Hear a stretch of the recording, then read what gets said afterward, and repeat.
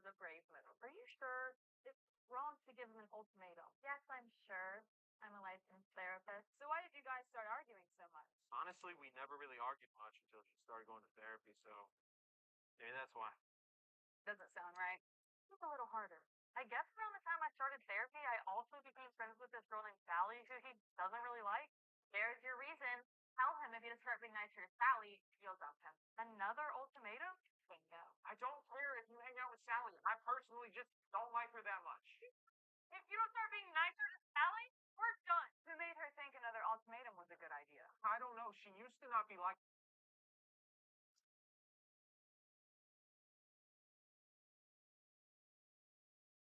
Ranking every goblin card in Clash Royale. Coming in at dead last, I have the Goblin Group. Supercell just confirmed they're not bringing back its damage amplification. Although it's good to use since the army its rates are going to go up because of the new Evo, it's still nothing without the damage amplification. Though. Next, I have the Goblins. Ever since the nerf, I don't know why you would play them over the Darts or Goblin Gang. At number 12, I have the Goblin Demolisher. He's honestly not a bad card and kind of underrated in my opinion, but here's other poor elixir cards, and he just doesn't fit into any decks right now. Next, I have the Suspicious Book. It only really fits in the Hyperbait decks, but I don't know why you would ever choose it over the Wall Breaker. Coming in at number 10, I have the Spear Goblin. Ever since the nerf, they're a lot less versatile in the decks they can be put in. They're only really ever seen in Order Bait. Tied for 8 and 9, I have the Goblin Machine and Goblin Giant. And yes, I know they're currently really broken right now, but they're both getting nerfed pretty heavily in the next couple days, and I think they're going to fall off pretty hard. Hopefully, it kills them off completely because that deck is brain dead. At number 7,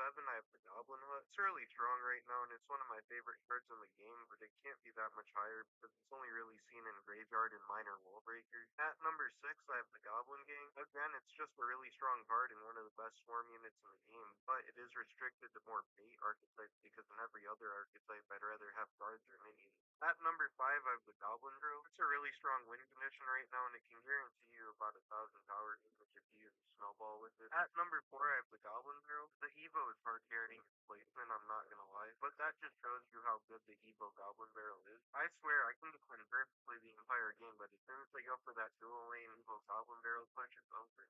I have Goblin Sign. You know, I used to think he was the worst champion in the game, but ever since they did a champion rework, it's pretty broken. He probably has the best ability out of all the champions, since you can cycle back to a new one. You can play as many abilities as you want pretty much. He might even be the best champion in the game this season. At number 2, I have Pancake. Without the Evo, it's kind of a mid building, but with the Evo, it's probably its best building in the entire game. The fact that it's only a one-card cycle Evo is pretty good. But at number 1, it's easily Dart God. I slowest god is hit by an ice wizard, Fisherman's Stone, and a snow. But apparently the ice wizard snow effect cannot stack with the snowball snow effect. And there's also other cards that did greater stun. Plus, we forgot about poison, which slows down cards by 15%. We also forgot about Earthquake, which literally slows down cards by 15%.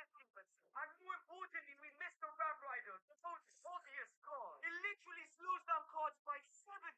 And just that alone makes the golem travel at 0.2 tiles a second. But now, let's combine Poison's 15% slowdown, Fisherman's 39% slowdown Fish Lab, 35% slowdown Freeze, Quick's 50% slowdown, Rider's insane 70% slowdown on the slowest card ever. Well, we tried, and the golem travels at 0.1 per second, and that's still not the slowest possible card. Essentially, the building's at 0 tiles a second. Subscribe if you know how. Such high power. Welcome to Rome. Another high power. Welcome to Rome.